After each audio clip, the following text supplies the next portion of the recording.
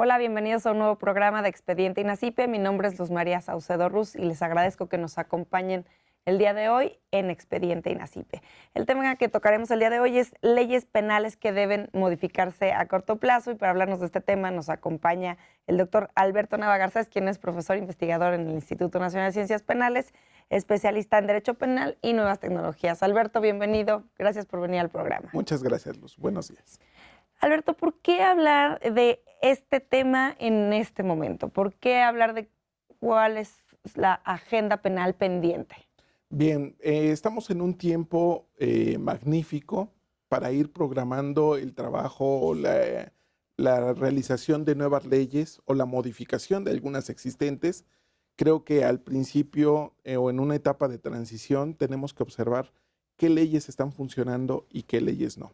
Qué tipos penales de verdad son eficaces y cuáles deberían de ser observados con mayor pulcritud respecto de su composición. ¿Por qué razón? Porque muchas leyes muchas veces se hacen con mucha premura, porque muchas leyes se hacen a veces siguiendo una agenda política, una agenda ciudadana, etcétera, con algún fin en particular de tratar de paliar o resolver un tema. Pero en realidad lo único que pasa es que se convierten en tipos penales simbólicos. Simplemente no son eficaces, no resuelven los problemas y volvemos otra vez al escritorio a ver qué fue lo que pasó con los tipos penales. Yo creo que precisamente una etapa de transición entre un gobierno y otro da la posibilidad de revisar qué leyes tenemos, cuál es su estado, cuáles han funcionado y cuáles no. También esto pues responde a que hay muchas leyes en materia penal que son, como yo siempre digo, son como leyes específicas. Si tenemos un código penal, ¿por qué tener una ley específica en materia de trata de personas? ¿Por qué tener una ley específica en materia de lavado de dinero? ¿Por qué tantas leyes, Alberto? Bien, en realidad estamos hablando de que tenemos un universo de 1,770 tipos penales distintos en los cuales, pues obviamente, si vamos a la realidad, si vamos a un juzgado, lo que te vas a encontrar es que los delitos más frecuentes son homicidio, robo, fraude, lesiones, violación y unos cuantos más. O sea, no estamos hablando de una gama de más de 20 tipos penales frente a toda la que hay en realidad dispersa en un mare magnum penal. ¿Qué es lo que se está buscando o qué es lo que nosotros estamos proponiendo? Que se haga una agenda de revisión. En muchas ocasiones, algunas de esas leyes, como las que mencionabas, como la de trata, como la de secuestro, derivan de una agenda específica con una organización civil determinada. Aquí la cuestión es, ¿qué hemos conseguido con esas leyes? Evaluarlas, conocer realmente cuáles son los elementos que se han seguido o que se han estructurado en esos tipos penales y tratar de romper con ciertas contradicciones que puede tener la misma ley por el hecho de que en ocasiones ya ni siquiera distingues cuál es el tipo penal aplicable. Es importante señalarte, Luz, que el tipo penal es cuando se construye, cuando estás estableciendo qué es lo que vamos a considerar como sociedad, qué es lo que vamos a reprochar como sociedad, cuáles van a ser los delitos, es cuando estableces las reglas del juego. Si no estableces bien y en claro las reglas del juego, el problema que vamos a tener a largo plazo es que pues, no se cumplan o falte algún elemento, etc. Cuando haces un tipo penal es la descripción que señala la ley, pues es muy similar, no sé si recordarás ese juego de kindergarten de cuando tenías que meter una figura de una estrella, un cuadrado, un círculo. Claro. Bueno, pues exactamente los tipos penales son así. Cada uno tiene que ser distinto a otro, de una manera que se pueda distinguir cuál es el círculo, cuál es el triángulo, cuál es la estrella, etcétera. Si estamos hablando de 1,770 figuras, imagínate qué complejidad para poder distinguir una de otra. Entonces, si... Aquí pienso en algunos temas que tocaremos un poquito más adelante, como secuestro y desaparición, ¿no? Exactamente. De pronto revisamos la ley de desaparición forzada, que nace de una demanda social, y la cuestión es que aparece la ley, se les da respuesta, pero si la comparas con secuestro, de pronto empiezas a casi al juego de las 10 diferencias, Sí, ¿no? claro. Y dónde está la diferencia entre una conducta y otra. Y eso, a la larga, lejos de resolver un problema, nos puede traer otro peor. Y otra de las cuestiones que se han pues criticado sobre algunas legislaciones, o no sé si criticado o aplaudido, Sí. es que las legislaciones son muy buenas, que las leyes son muy buenas, muy completas de primer mundo. Sin embargo, en nuestro país no funcionan, no son aplicables, ¿no? Algunas leyes demasiado ambiciosas, que seguramente hablaremos de algunas. En algún Sí. momento se habló de la ley de víctimas como una ley muy Sí. ambiciosa, la ley de ejecución penal.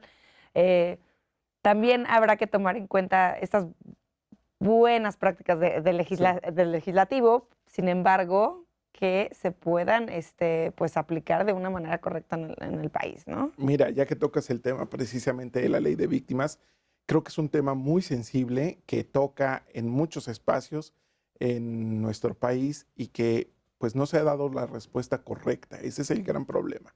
No hemos dado una respuesta contundente a un tema tan delicado como la atención a las víctimas. Cuando sale la ley de víctimas, se decía que era una ley que era aplicable, pero en Estocolmo o en otros países donde no teníamos la problemática. Ese es también otro de nuestros detalles particulares. Cuando nosotros importamos determinadas figuras de una determinada sociedad, por ejemplo la alemana, que nos ha nutrido mucho en el derecho penal, la cuestión es que cuando llega a la sociedad mexicana, no hay empate en eso y no hay una respuesta. En el caso, por ejemplo, de la Ley General de Víctimas, pasó algo muy curioso. Había artículos repetidos. O sea, ¿cómo llegó a haber una repetición entre un artículo y otro? O sea, había un sinsentido en eso. Después vino una modificación. Y a la par venía el diseño de una institución, la Comisión Ejecutiva de Atención a Víctimas. Que también se ha modificado. Que se ha modificado, pero ha sido estructura. Ineficaz. Ese es el problema. De hecho, ya ni se escucha tanto. Al principio, cuando sale la ley, cuando se crea la comisión, había mucho noticia acerca de la comisión y ahora pareciera que hay una pausa. Más que pausa, te diría contundentemente, hay hartazgo. Hay hartazgo porque la comisión no funcionó. No funcionó porque en principio, primero se hizo una comisión de 7 comisionados, que los cuales venían de distintas orígenes, con distintas ideas sobre cómo se tenía que mandar en esa comisión, y hasta para la compra de un bote de basura tenían que estar de acuerdo por unanimidad. Eso es una barbaridad. Cuando vino precisamente la atención de en qué enfocar los recursos, nos dimos cuenta que una asesoría jurídica federal contaba solamente con 66 abogados para todo el país para atender en aquel entonces 6,000 asuntos. O sea, estaban sobrepasados, estaban copados. Ni siquiera tenía una estructura similar a la Defensoría Jurídica o la Defensoría Federal. Y eso en la federal, ¿eh? Habrá ¿Sí? estados que no Entonces, tienen ninguno. No tienen eso. Y entonces a nivel federal estamos hablando que había 66 asesores que pues hasta problemas de salud llegaron a tener por ese mal diseño, ¿no? Por esa mala atención. La gente que no conocía ese tipo de cosas, pues obviamente tenía el problema de no contar con un abogado de tiempo completo para ver su asunto, porque era uno entre 1,000 o entre No, y bueno, tantos. el Código Nacional de Procedimientos Penales claramente dice que tienes derecho a un asesor jurídico. Entonces, pues, Sí, que nos ahí quedamos teníamos- cortos siempre. ahí Y teníamos yo un creo que para faltante. futuro siempre estaremos cortos en materia de asesores jurídicos para las víctimas. Así es. Y en el caso, por ejemplo, de la propia comisión, el acceso al registro de víctimas tenía fondo. un trámite burocrático pavoroso. Y ya no hablemos del fondo. El fondo era casi inejecutable. Era casi inejecutable porque si tomamos en cuenta, por ejemplo, si tenemos una causa penal al día de hoy y hay que buscar la reparación del daño vía subsidiaria por parte del Estado, hay que esperar a que esa causa sea inatacable.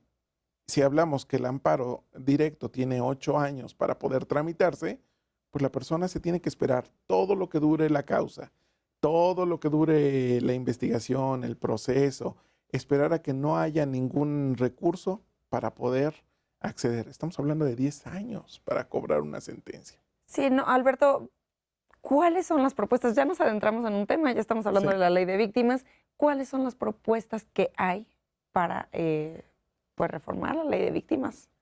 La ley de víctimas tiene 2 componentes. Uno, el legislativo, y otro, el diseño institucional. El diseño institucional tiene que cambiar necesariamente porque las víctimas lo están padeciendo. Y en tanto la cuestión de la Ley General de Víctimas tiene que ser más laxa respecto del tratamiento de estas, porque finalmente lo que conocemos como una víctima auténtica realmente pasa un calvario para poder Sí, es la tener revictimización también, ¿no? esos derechos a los que debería de tener con un acceso más sencillo. Si te parece, seguimos avanzando porque todos ¿Cómo los no? temas son tan interesantes que podríamos hacer un Sí. programa de cada uno de ellos, pero tenemos que tocar varios. Me gustaría que habláramos del tema de trata de personas, que también ya tocábamos hace unos minutos. Existe una ley que voy a leer el nombre porque el nombre es muy largo, es Sí. la Ley General para prevenir, sancionar y erradicar los delitos en materia de trata de personas y para la protección y asistencia a las víctimas de estos delitos. Esta ley ha sido reformada integralmente en 2 ocasiones. Sin embargo, todavía hay recomendaciones por expertos e instituciones que Sí. no han sido consideradas. ¿Qué es lo que pasa con la ley de trata? Bien, en la ley de trata, el vulgo, la ley antitrata, después de todo ese Sí, claro. gran título, en realidad ha habido cuestiones o diferencias conceptuales. En algún momento el propio Miguel Ontiveros señalaba que cómo era posible que la ley exigiera 5 o 6 bienes jurídicos tutelados, cuando en realidad es parte de los objetivos de esa ley proteger esos bienes. No significa que cada tipo penal lo haga en particular. Habría que aclarar ese primer punto. Segundo, una ley antitrata pues debe de considerar o debe de tomar en cuenta el trabajo de las personas que están viendo el problema directamente. Cuando tú llevas tu ley y de pronto ya en un proceso te estás dando cuenta que algunas características del tipo penal no cuadran o no están funcionando, es el tiempo de revisar para que no se haga o se forme un nicho de impunidad. ¿De cuándo es esta ley? Esta ley es aproximadamente de principios de esta década y la propia Olga Noriega había señalado tiene un libro bastante sustancial sobre cuáles serían las cuestiones que habría que reformar en la propia ley. ¿Cuál es el problema? A veces las organizaciones de la sociedad civil que ya lograron su objetivo de contar con una ley, dicen, no, ya la tenemos, ya no la toques, ¿no? Y ese es el problema, las leyes no son intocables. Si te estás dando cuenta que puede abrirse un nicho de impunidad, tienes que revisarlas para que no ocurra en los casos posteriores, no quedarte con el vicio y esperando que haya jueces justicieros o que haya un milagro para que la ley funcione. Eso es impensable. Quisiera preguntarte, bueno, pues, ¿qué importante es el ajustar para que funcione una ley de trata de personas? Pero también va de la mano un poquito con qué pasa con la denuncia, qué pasa con las sentencias. Recientemente, en la publicación de las cifras de incidencia delictiva, se acaba de incluir en una nueva metodología que se hizo el delito de trata. O sea, se vuelve más específica. Antes trata estaba en otros delitos. Pero aún así, las cifras con las que se cuentan son bajas. Y dices, oye, ¿para qué tener una ley tan buena, ya con todos estos ajustes, si no hay denuncia, no hay sentencias? A nivel estatal, fíjate que pasa un problema. En algunos estados, por la aplicación de una ley más benigna, algunos jueces en determinados estados, en lugar de aplicar la ley antitrata, aplican el delito del lenocinio en sus propios estados, cuando ya debería estar derogado por la propia naturaleza de la ley. eso da al traste con una ley Son general. prácticas Sí, en ese que no- sentido, que no ese tipo de prácticas ayudan. hay que tener mucho cuidado con ellas. En una propuesta, y ya hablaremos un poquito más adelante respecto de ese proyecto de Código Penal único, en ese sentido se está tratando de atajar con ese tipo de legislación que solamente cuando haya una ley especial se aplique esa ley especial y no se recurra a una ley general. En particular, y ya que tocas también el tema de los jueces, es importante señalar, y ahí conecto con el Código Nacional de Procedimientos Penales, que pues ya tenemos 2 años con la plena práctica del Código Penal de Código Nacional de Procedimientos Penales, y muchas de las prácticas o de los vicios que a veces llevan los defensores a las audiencias, los jueces los absorben. Una mala capacitación de un juez puede permitir que un defensor que es muy bueno para hablar y para aparentar que lo que está diciendo tiene un soporte teórico fabuloso, el juez que no se ha capacitado lo da por bueno. El Ministerio Público que no se ha capacitado lo da por bueno, no lo objeta. Y ese tipo de vicios hay que tener también mucho cuidado. Hay que buscar precisamente en esa revisión del Código Nacional de Procedimientos Penales que el juez sea el verdadero guía de las audiencias, con una libertad un poco más amplia, que realmente podamos construir ese proceso penal como lo aspirábamos cuando se diseñó hace 10 años. ¿De qué se trataba? De hacer las cosas más simples. Ahora llegas a un momento, por ejemplo, el descubrimiento probatorio, y lo que podría ser la audiencia más simple del mundo se convierte en un verdadero galimatías. ¿Y por quiénes? A veces por mis propios colegas. Sí, claro. El tema de la capacitación es muy importante. Alberto, tenemos que hacer una pausa, pero regresamos con este tema. Nos faltan varias leyes por Claro las que sí. que tenemos que platicar. Al auditorio, por favor, continúen con nosotros. Estamos en Expediente INASIPE.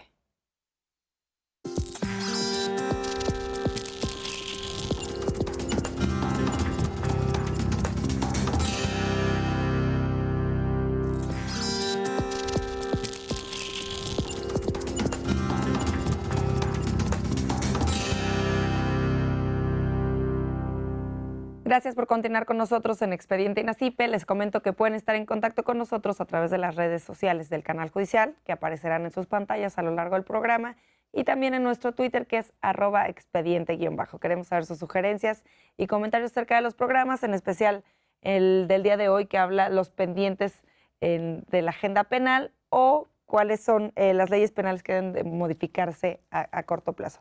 Alberto, ya hablábamos de dos de las leyes que deben de tener modificaciones, que es la ley de víctimas y la ley de trata de personas. Ahora me gustaría que habláramos del tema de secuestro, que también en el primer bloque lo tocamos.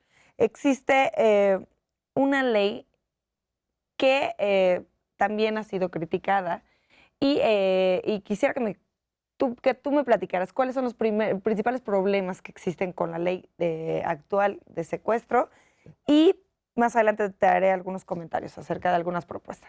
Bien, pues permíteme ser el comercial de que en su momento hice una ley comentada sobre la ley de secuestro, apenas había salido, y después, tiempo después, con Giovanna Garrido, hice la ley comentada de la ley de antitrata.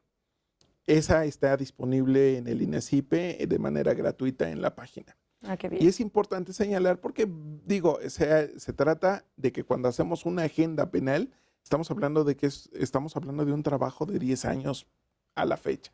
En el caso de la ley antisecuestro, pues obviamente nació con algunas cosas novedosas. Fue la primera ley que apareció con imprescriptibilidad del delito de secuestro para que se pudiera perseguir independientemente del tiempo en que haya ocurrido el delito. Por otro lado, sí tiene algunas cuestiones que hay que perfeccionar.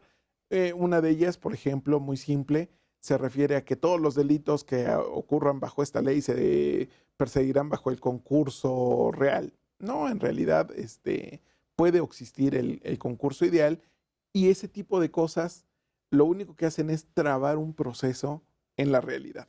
Lejos de que estés asegurándote de que vas a conseguir la pena mayor, lo que estás consiguiendo es que haya un vacío dentro de un hecho en la realidad. Ese es un primer punto. Segundo, algo que es muy criticable, la desproporcionalidad de las penas. De las penas, justo ¿Sí? es que ese O es sea, el estamos tema hablando de principal, una ¿no? ley que establece 140 años de prisión, ni quien los viva. Ya bastante es con el hecho de que no hay sustitutos para quien tiene una condena de ese calibre, como para que de todas maneras le pongas una En condena realidad no que no tiene va a vivir, sentido ¿no? una condena de 140 años. Lo único que logras es en ese tipo de delitos es cambiar o desbalancear los bienes jurídicos tutelados. En realidad el bien jurídico más valioso que tenemos es la vida. Y en este caso, cuando le das toda esta preeminencia al delito de secuestro, estás desbalanceando, haciéndolo desproporcional y vaya, lejos de hacer un favor, estás dañando el propio sistema penal como debería de funcionar. ¿Y tú consideras que estas penas tan altas hacen que se disminuya la ocurrencia de este tipo de delitos? Cuando un secuestrador está resuelto a hacerlo, no le importa cuál es la sanción. Y eso es de alguna manera, cuando una persona ya tiene esa idea de transgresión de la ley, no le importa el tipo de sanción que tiene. En algunos casos, por ejemplo, llega a haber una desproporción en determinados delitos dentro de la ley de secuestro, en donde una persona que simula su secuestro, si es pariente de la víctima que está pagando el rescate, si es el hijo, por ejemplo, que simuló va a tener una pena menor. Pero si tiene un colaborador, un cómplice, ese por haber participado en la broma, se queda con una Mucho mayor. sanción increíble, ¿no? Entonces, ese tipo de cuestiones que no están debidamente reflexionadas son las que deberían de tener un pulimento o una revisión un poquito más severa. Alberto, recientemente en un artículo periodístico leí que la Coordinadora Nacional Antisecuestro, la maestra Patricia Bugarín, consideró que había llegado el momento de analizar situaciones como prohibir el pago de rescates y la negociación con los plagiarios, asegurar cuentas bancarias de los familiares para garantizar que esto se lleve a cabo. ¿Cuál es tu opinión acerca de estas propuestas?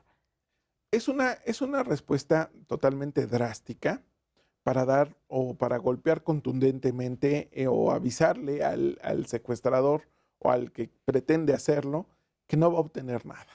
Es un mensaje muy fuerte para ese tipo de cuestiones. El problema, se criminalizaría a quien pagaron rescate. El quid está ahí precisamente en que no puedes criminalizar a alguien que participe o a alguien que sea el intermediario, y de hecho eso se quitó desde el primer borrador de la ley, porque sí se tenía contemplado sancionar a los intermediarios. La cuestión es... Porque al momento de prohibir, eso quiere decir que va a haber una sanción.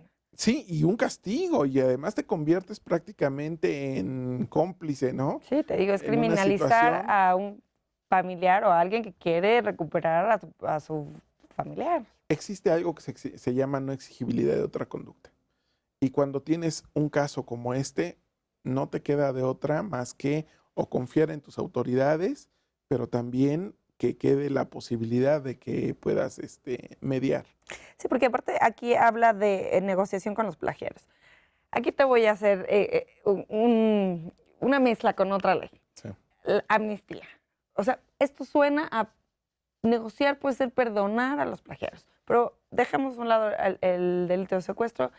Esta ley no la habíamos platicado tú y yo de como pendiente en la agenda penal, pero creo que es un pendiente, no como modificación a una ley existente, sino como una ley que se está proponiendo crear. Bien. ¿Cuál es tu opinión acerca de esto? En materia penal, la amnistía y el indulto, si lo vemos doctrinariamente, la amnistía solo ocurre para delitos del orden político, para tiene que ser una ley otorgada por el Congreso, no viene del Ejecutivo, puede ser una iniciativa, pero finalmente es el Congreso el que la emite.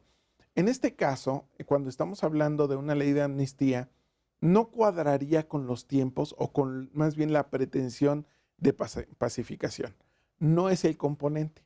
En un esquema de justicia transicional que ocurre en aquellos países que han tenido sucesos de violencia como el que hemos tenido en los últimos 10 años, la cuestión es, no se llamaría amnistía propiamente.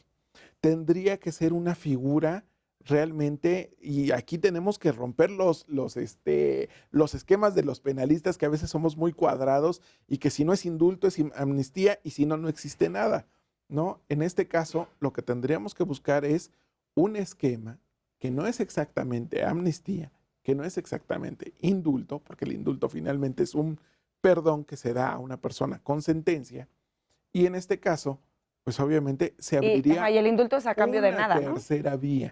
Una tercera vía que tendrá que ser definitivamente consensuada entre el Ejecutivo y el Legislativo para establecer cuándo sí y cuándo no se aplica una ley penal. Y es verdaderamente, va a ser un reto fabuloso para estos días, y van a ser días muy interesantes los que vivamos en los próximos meses, cuando veamos precisamente cuál es esa tercera vía, cómo se construye el perdón para quien ha cometido delitos que han lastimado tan seriamente a la sociedad. Porque aparte de estas leyes de amnistía tienen que ser como muy específicas por periodos de tiempo y por ciertos tipos de delitos, ¿no? No es una ley de amnistía como muy abierta, sino tiene que tener bien definida para qué casos se aplicaría o qué tipo de ¿Para delitos. qué casos o para qué situación? Y aquí la cuestión es que, por ejemplo, si estuviéramos hablando de una cuestión política, no nos importaría tanto el catálogo de delitos, ¿sí? Si tú perteneciste a tal organización, como ocurrió en 1994, digo, no, en México se han dictado varias leyes de amnistía, desde los tiempos de Juárez, cuando dicta la ley de amnistía para aquellos que eran aliados de Maximiliano, para aquellos que habían servido al imperio. Desde entonces se han dictado distintas leyes de amnistía, el propio Porfirio Díaz dictó alguna, el propio Lázaro Cárdenas, Carlos Salinas de Gortari dictó la más reciente con respecto a los que pertenecían al ZLN. En ese sentido, no importa qué es lo que hayan hecho, sino a qué organización pertenezcas. Aquí la cuestión es, ¿cómo vas a poner la organización? ¿Qué les vas a decir? ¿A qué organización perteneces? Digo, por no hablar de si tú perteneces a la delincuencia organizada, sí, o sea, dejas inutilizada la ley de delincuencia organizada, claro, ¿no? O la gente del altiplano obtiene su libertad inmediata. Vaya, es verdaderamente, o va a tener que ser un trabajo con una precisión quirúrgica para poder atender ese tipo de delitos, ese tipo de organizaciones, y que no salga tan dolida la sociedad mexicana. En un programa que hicimos sobre amnistía, me sorprendió al prepararlo de que algunas víctimas hablaban de que ellos estarían de acuerdo con la ley de amnistía en el caso de desaparición forzada, y este es nuestro siguiente tema, la ley de desaparición forzada. Voy a también a leer cómo se llama la ley. Es Ley General en materia de desaparición forzada de personas, desaparición cometida por particulares y del Sistema Nacional de Búsqueda de Personas. Esta ley es del 17 de noviembre de 2017, es una ley muy, muy reciente. Y quisiera hacer hincapié en que no solo es de desaparición forzada. De hecho, creo que el porcentaje de casos de desaparición forzada es como solo el 10% de entre desaparición por particulares y desaparición forzada. Entonces, platícanos cuáles son los problemas con esta ley tan joven y por qué hay que hacerle ajustes. Bien, como te decía, cada ley a veces es o obedece al producto del esfuerzo de una organización de la sociedad civil. Y en este caso, es como la respuesta del Estado de, mira, aquí está tu ley, vamos a ver qué funciona.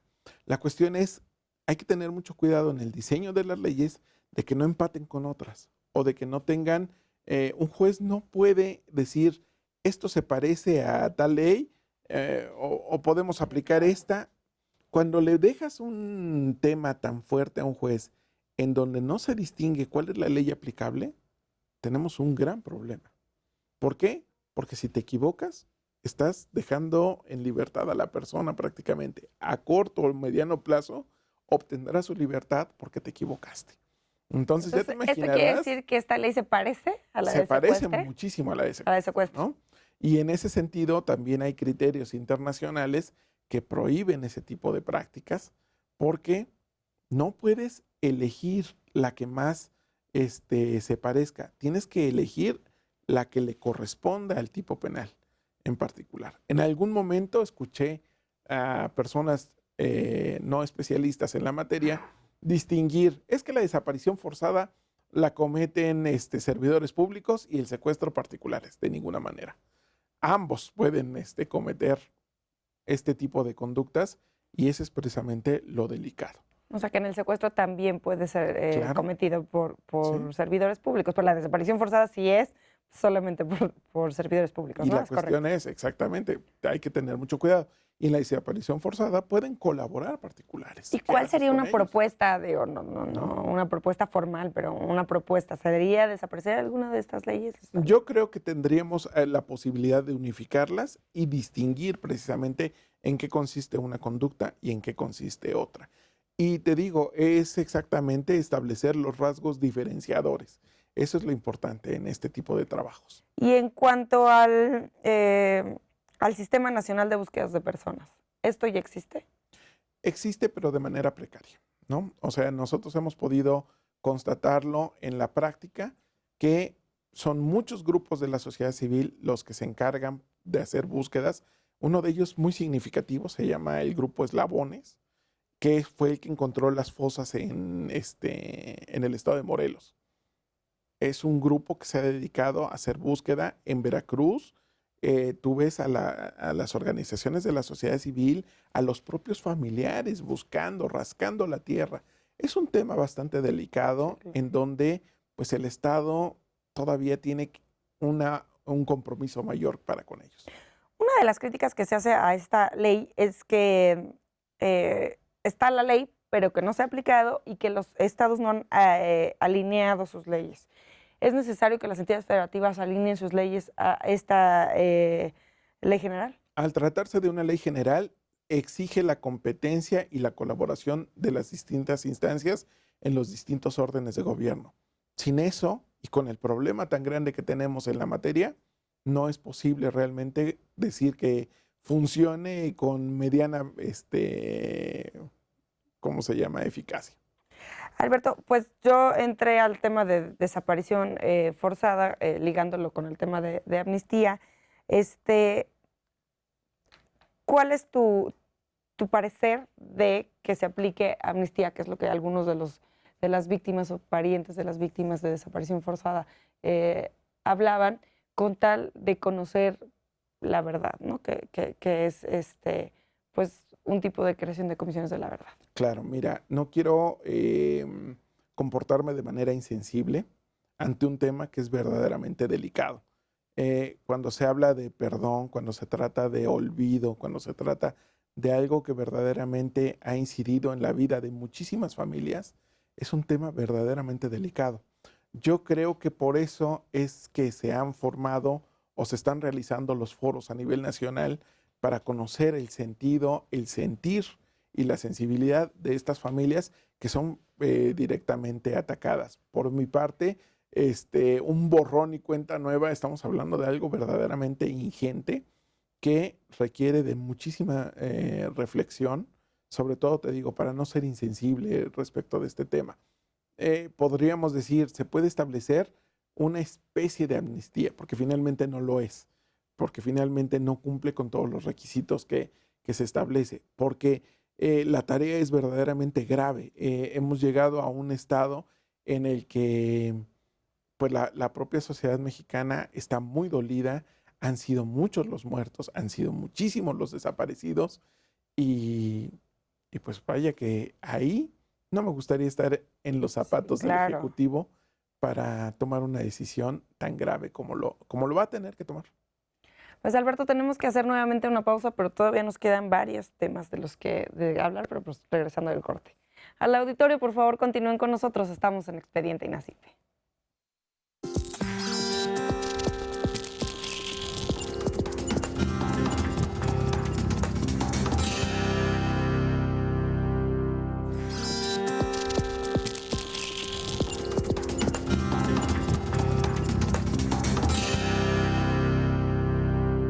Gracias por continuar con nosotros en Expediente INACIPE. Les recuerdo que pueden estar en contacto con nosotros a través de nuestro Twitter, que es @expediente_. Queremos saber sus comentarios y sugerencias acerca de los programas, en especial del día de hoy, que estamos hablando de los pendientes de la agenda penal.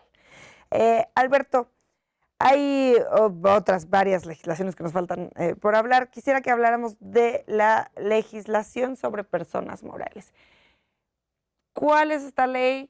Yo sé que se habla de este tema en el Código Nacional de Procedimientos Penales.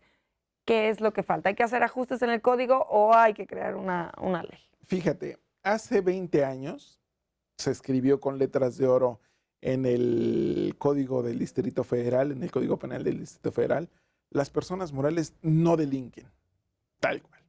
20 años después te das cuenta que los penalistas cambian de opinión y dicen, no, las personas morales sí necesitan tener una sanción y un proceso especial, etcétera.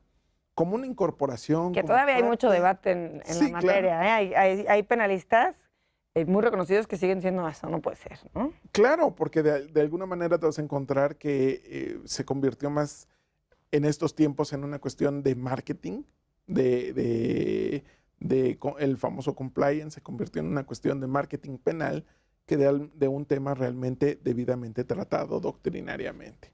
Y eso es una crítica feroz precisamente para este tipo de actos, porque si cambias una opinión, si cambia la doctrina, pues lo importante es ver qué doctrina hay y por qué cambian este tipo de cosas.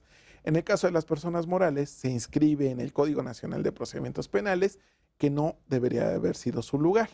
Sí, pero se inscribe precisamente porque se trata de una ley nacional y entonces le dedican unos cuantos artículos que no te aclaran nada.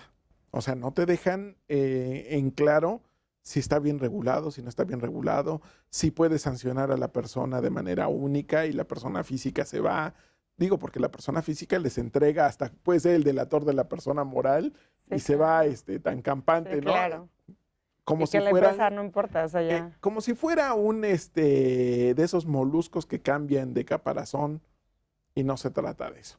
En el caso de las personas morales, sí necesita tener un tratamiento real.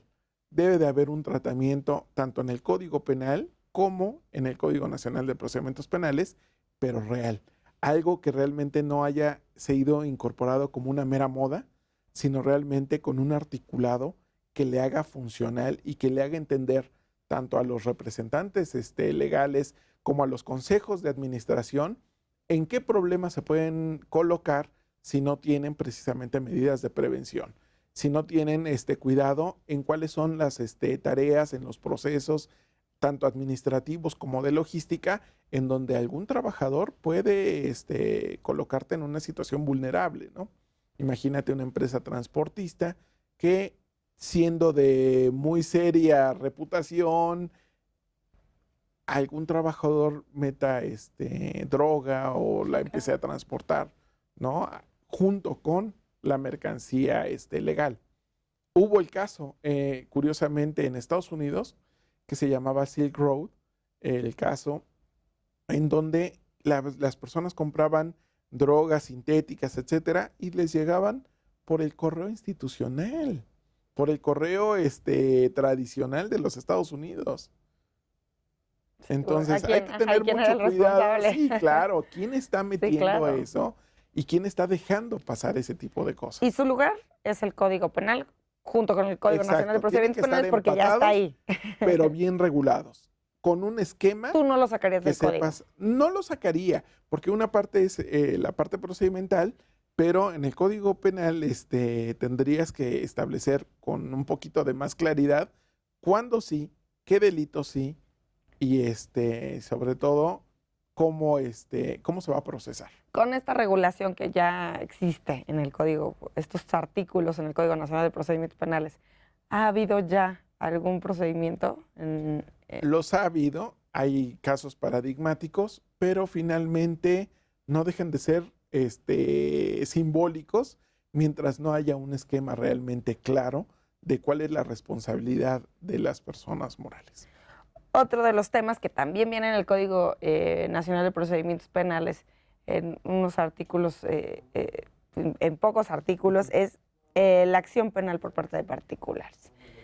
Platícanos, ¿cómo debe de estar regulada? ¿En dónde debe estar regulada? ¿Y en qué consiste? También platica al auditorio en qué consiste la acción penal. La acción penal por particulares podría haber significado un descargo de trabajo de parte del Ministerio Público. Es una de las grandes bondades del sistema penal acusatorio. La cuestión es que fue una oportunidad perdida. Por eso es el momento de revisar la agenda y el momento de revisar qué sí va a llevar un fiscal y qué puede llevar un particular en esos casos. Estamos hablando que los delitos por los cuales se puede ejercitar una acción penal privada son mínimos. El catálogo se reduce a 2 rasguños, el robo de un billete, y además tienen que ser delitos de querella, delitos mínimos. Prácticamente se borró a la nada la oportunidad de que un particular ejerciera una acción penal privada.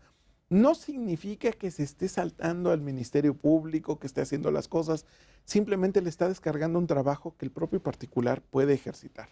En materia de propiedad intelectual, en el ámbito administrativo, todos los despachos que llevan el tema de propiedad intelectual ya saben que cuando van a solicitar una medida, un procedimiento en contra de alguien que está usurpando una marca, utilizándola de manera indebida, etcétera, ya saben que tienen que pagar una fianza, una garantía e iniciar el procedimiento. ¿Por qué? Porque le vas a causar una molestia a tu contraparte. Ese mismo proceso, si lo llevas al ámbito penal, podría funcionar de la misma manera. Podría funcionar de la misma manera y en ese sentido el Ministerio Público no tendría que atender ese tipo de cosas en los casos de fraude, en los delitos patrimoniales. Hay muchos particulares que ya tienen todo el bagaje de pruebas constituido. ¿Por qué molestar al Ministerio Público?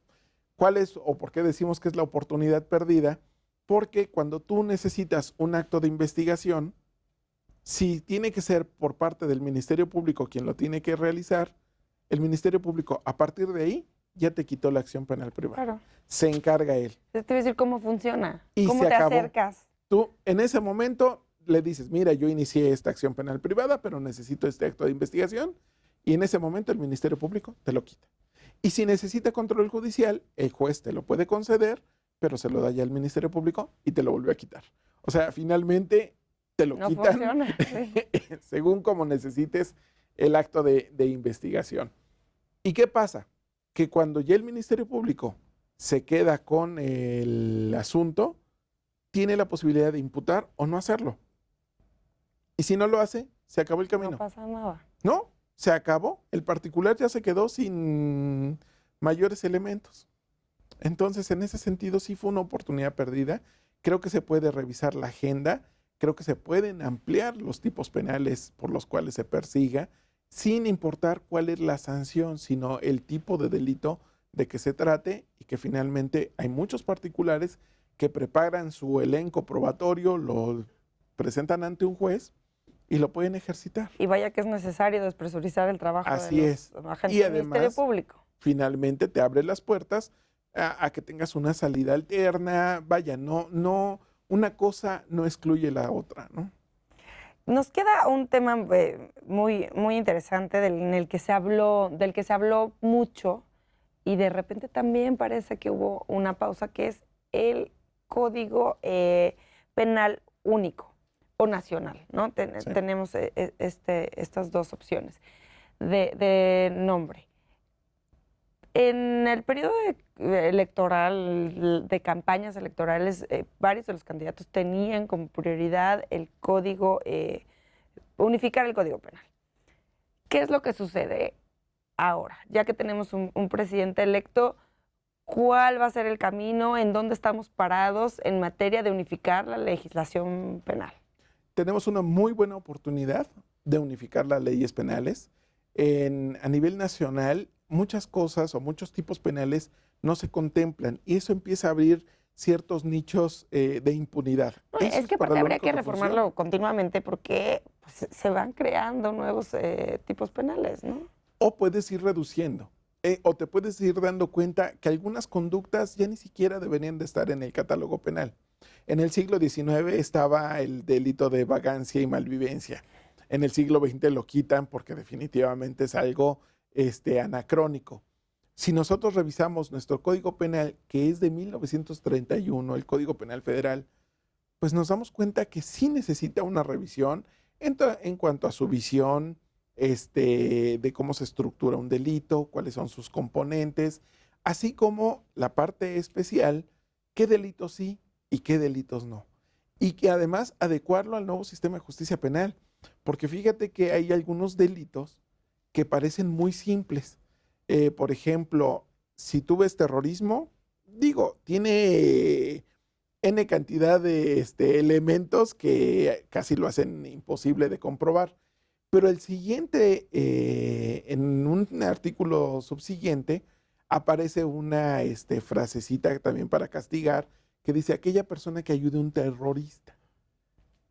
Y en ese Que no es lo momento, mismo que terrorismo. en ese momento, como ya le estás diciendo que a la persona la tienes que considerar como terrorista, ese sujeto ya debió haber sido condenado. Entonces, si no corriges esa parte, hasta que no haya condena, no se puede dar ese tipo penal. Y para cuando tengas condena, el que lo ayudó ya no se encuentra, claro, ya ¿no? no está. Entonces, Claro. ese tipo de cosas se tienen que ir adaptando, porque además estamos hablando que el Código Penal Federal nació en una época de un derecho penal totalmente retributivo. No había las normas mínimas, etcétera. Se fueron colocando, se fueron apareciendo en el Código Penal, pero finalmente no deja de ser un Código Penal que tiene varios parches y que muchas veces no guarda una congruencia o una consistencia entre una parte y otra. Yo sé que fuiste parte de una propuesta de Código Penal Nacional. ¿Qué sucedió con esta propuesta? Que es propuesta del Instituto Nacional de Ciencias Penales. Sí, a mí me correspondió la parte especial, la parte de establecer qué tipos sí y qué tipos no, y vaya que sí implica una responsabilidad muy fuerte, porque en el momento en que deshaces un tipo penal, pues obviamente también tienes la posibilidad de que si borras un tipo penal que se esté procesando actualmente, es una libertad garantizada. Hay que tener mucho cuidado precisamente con ese tipo de cosas. Y en particular, lo que a mí me tocó respecto de los delitos es darme cuenta precisamente de aquellos que tenían una anacronía, de aquellos que fueron transformados con el tiempo. El delito de estupro fue teniendo unas variantes fabulosas hasta no ser lo que originalmente era, ¿no? Entonces, haz de cuenta que te encuentras con algo muy cirugiado que necesita realmente, pues, renacer, recomponerse, reescribirse. Fue una tarea bastante interesante que todavía está en manos de PGR el poder impulsar este código. Pues ya que estamos hablando de en manos de PGR, brevemente, porque tampoco es uno de los puntos que traíamos, pero considero que es un pendiente. ¿Qué sucede con la creación de la Fiscalía General de la República? Bien, con una Fiscalía General de la República, la cuestión es, la ley orgánica está en ese limbo de si se termina de autorizar o no, quién la va a encabezar, de qué manera se van a encabezar. Finalmente, son cuestiones de índole más política que penal, pero te voy a comentar una cuestión. Ya vivimos un pequeño descalabro cuando vino la reforma de 2008 y decía, las policías tienen que investigar. En ese momento, y no es bajo la conducción del Ministerio Público, cuando tuvimos ese tipo de momento, pues obviamente se pensaba o se tuvo la idea de que la Secretaría de Seguridad Pública, que estaba vigente en aquel entonces, era la que tenía que absorber todas las policías. Y una PGR o una FGR sin brazo armado no funciona. No funciona simplemente sin una policía de investigación, sin una policía realmente ejecutora de los actos, porque a nivel internacional un ministerio público no se presenta en el lugar de los hechos, no vicia ese tipo de cuestiones, dirige jurídicamente, presenta casos y ese es de alguna manera algo que hay que tener mucho cuidado, pero con el auxilio de la policía. En el caso de quien la encabeza o quien encabece la institución, el gran problema es, ¿y si de pronto se rebela contra el presidente en turno? ¿Y si de pronto se rebela contra el secretario de Seguridad Pública en turno? ¿Y si de pronto se rebela contra el secretario de Gobernación en turno? Porque lo quiere investigar, ¿con qué policía va a contar? Claro. ¿Sí? Y entonces aquí es la manera en la que se está repensando de quién dependería. Sí, claro. En ese sentido debe de pensarse con mucho cuidado, que no vaya a ser una institución que al final del día, por quedarse con sin instrumentos de auxilio, pues se convierta en algo realmente ineficaz, ¿no? Claro. Alberto, platícanos, vamos a terminar el programa del día de hoy con un minutito que nos platiques acerca de esta publicación tuya que se titula El Penalista. Platícanos un poquito de él. Bien, El Penalista ya llega a su tercera edición. Nuestros grandes penalistas le llamaban a sus trabajos estudios penales. Esto no llega, no tiene esa ambición, sino más bien nace de una imagen de un trabajo que hizo el gran Luis Jiménez de Azúa, que para mi gusto es el máximo penalista en habla española que se ha dado. Y él tenía un trabajo que se llamaba El Criminalista. Y él me enseñó a través de esa obra que pues no siempre se trataba nada más de estudios penales, sino también lo importante del derecho penal es los personajes, las ideas y los sucesos, que finalmente son casos en los cuales se ve reflejada la eficacia o la ineficacia de la ley. Entonces, este trabajo creció, digo, si comparamos con la primera edición, que eran 248 páginas, ahora ya rebasamos las 500, precisamente haciendo referencia a temas que tienen que ver con el ámbito del mundo de la electrónica y las nuevas tecnologías y el derecho penal, así como determinados personajes, determinados libros, porque finalmente se trata de referenciar, de conocer qué ha hecho quién y en qué latitudes. Sí, también pues obviamente hemos escrito algunas páginas necrológicas, tuvimos que despedir a el maestro Díaz de León y a Julio Hernández Pliego, y entonces pues también aparecen dentro de este catálogo de ideas penales. Pues al auditorio yo los invito a que adquieran este libro, El Penalista. Lo pueden encontrar en el Instituto Nacional de Ciencias Penales. También lo pueden solicitar por internet. Pueden checar la página de internet del INACIPE, que es www.inacipe.gov.mx. Y Alberto, pues yo te agradezco muchísimo que hayas venido a hablarnos de cuáles son los pendientes en la agenda penal en nuestro país. Estaremos muy pendientes de en este buen momento qué es lo que va a suceder en materia de estos temas que tocamos. Te agradezco mucho, Alberto. Muchas gracias, Luz. Esperemos que esto se convierta en la gran miscelánea penal del próximo año. Esperemos que sí. Al auditorio les agradezco que nos hayan acompañado el día de hoy en un nuevo programa de Expediente INACIPE y los invito a que nos acompañen la próxima semana. Muchas gracias por habernos acompañado.